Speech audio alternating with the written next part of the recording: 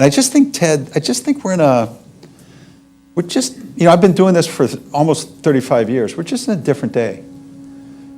It's hard to get your brain wrapped around how much change is really going on out there. There's a growing trend towards cashing out. Hardly anyone carries cash with them these days. In the future, you may be getting rid of more than just your wallet. One day, you may not even need your phone to pay. New cashless technology on the horizon will let you make payments with just your fingerprint.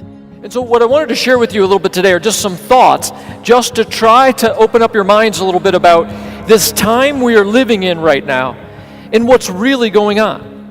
Mobile payments can generate a mountain of digital data that can tell lots about us that we may not want people to know. Whereas today, everything is connected. Organizations are connected to their customers electronically. People are connected to each other.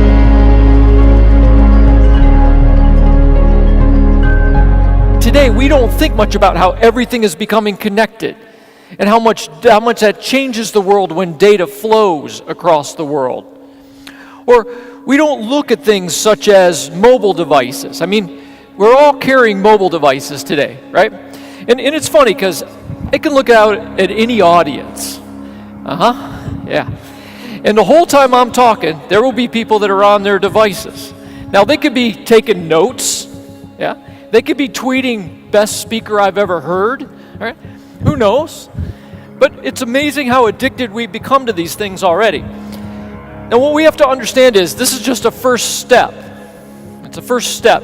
We're going to move from mobile to wearables to implantables. And I know it's a hard thought for some people to think about. We're going to be implanting technology so that we can connect better to technology, but we will.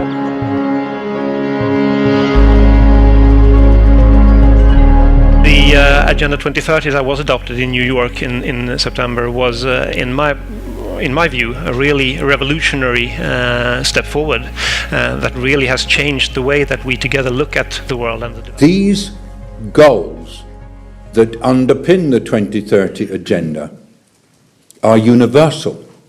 They're not just goals for one set of countries or one set of communities. They apply to the whole world. I don't think we have an appreciation for the fact that we have been pretty blind most of our life. I mean, we've been pretty blind to the things that are going on around us.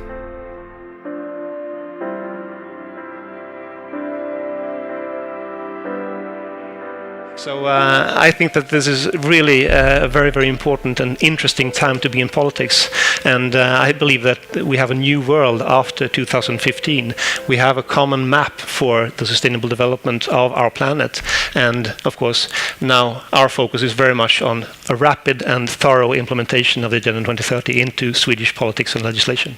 The big thing to understand is that this is all a historically significant time. When we say the words digital transformation, we don't mean you got a new iPhone. I mean, we mean that humanity is being changed in a massive way. For the first time ever, CoverGirl has introduced its first ever male ambassador. That's right. CoverGirl describes him as a boundary breaker and says he'll be the first of more boundary breaking representatives. I think it's a good progressive, inclusive step forward for the company as well. Recognizing that not just women wear makeup. I mean, that's definitely something you don't see as often. Guys wearing makeup. Celebrities are directly or indirectly drawing attention to a movement that blurs gender, in which a person can choose to be male or female or both any day or hour they want. It's called gender fluid or gender fluidity and is among the top conversations. U.S. Secretary of State John Kerry and his Russian counterpart Sergei Lavrov will meet next week in Switzerland to launch a new round of peace talks. Other regional powers, including Turkey, Iran, and Saudi Arabia, are also expected to take part. The decision to resume talks comes after several weeks of escalation following the breakdown of a truce last month.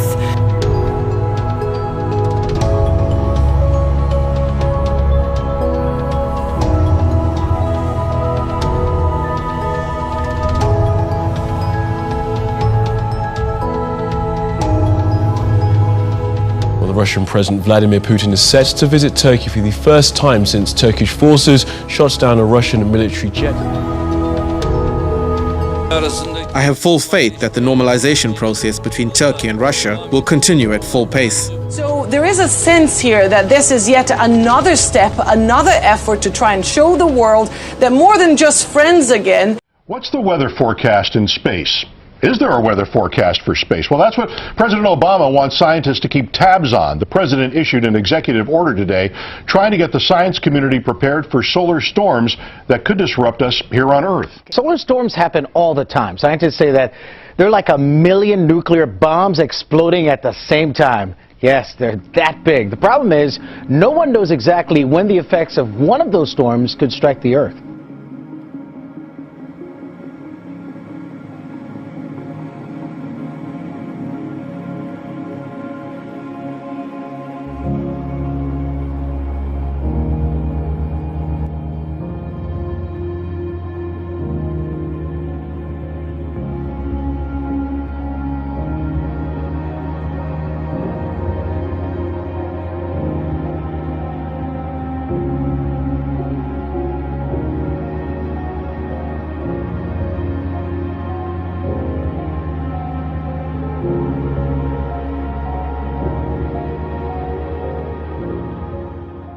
Mystery in Baldwin County. What's killing birds at the mouth of Weeks Bay? State wildlife officials are investigating the deaths of more than a dozen seagulls, brown pelicans, and great blue herons. Professional wildlife photographer Cynthia Danaski has been taking pictures of birds here for years. We've never seen anything like this. It's very unusual.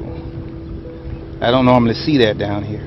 Locals that fish here are not sure what's happening. It's more than I've ever seen in the parking lot down here, so it's unusual. It's pretty disturbing. Dozens of dead seagulls are found in a Portland park, and now wildlife officials are asking for help from the public.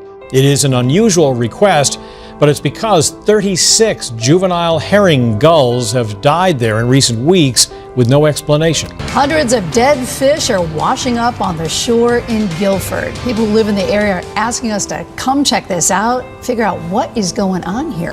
Patrick, one lady told me she saw a catfish wash ashore dead this morning. Collier County officials say beaches from Marco Island to Wiggins Pass were all littered with the fish carcasses. We don't get stuff like this in Hollywood. Even Naples residents like Joanne LeBaron were surprised to find hundreds of fish lying dead on the beach this morning. I have never seen this many dead fish on the beach at all. So, a pollutant in Dubuque and Jones County creeks has killed nearly 8,000 fish. But the Iowa Department of Natural Resources is still trying to figure out what that pollutant is.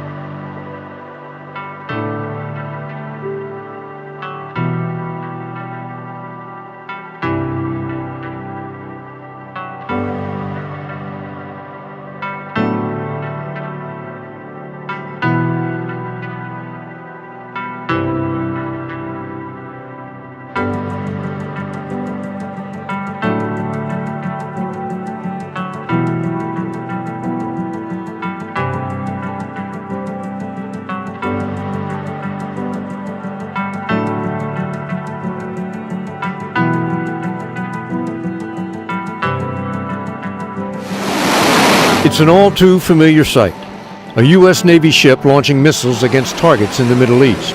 But this was different.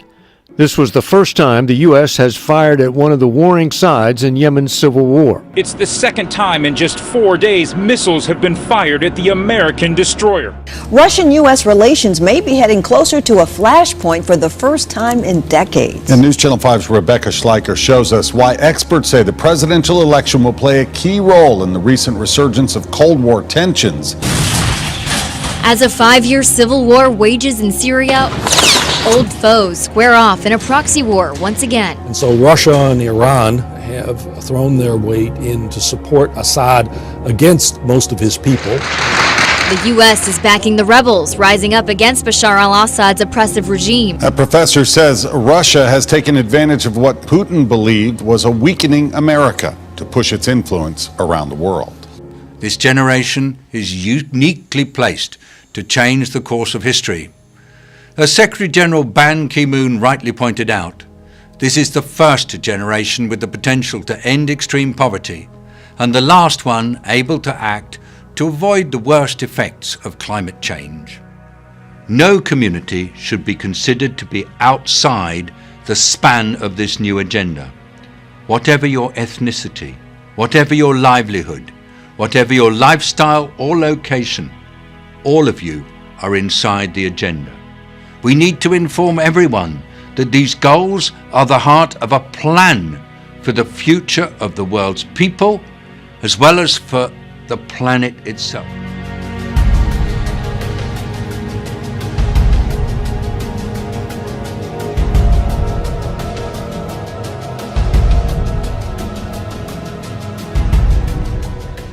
Peace and security, human rights and justice, and sustainable development brought together within this 2030 agenda.